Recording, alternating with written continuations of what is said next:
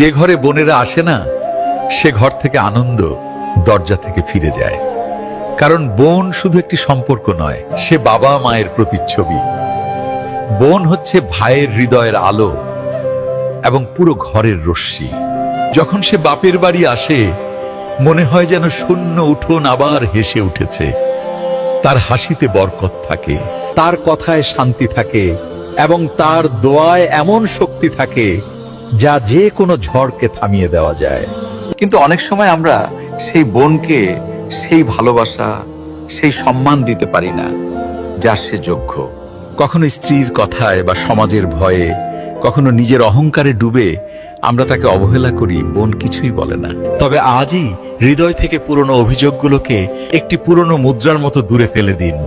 আপনার বোনকে আবার হৃদয়ে জায়গা দিন। যে ঘরে বোনেরা আসে না, সে ঘর থেকে আনন্দ দরজা থেকে ফিরে যায়।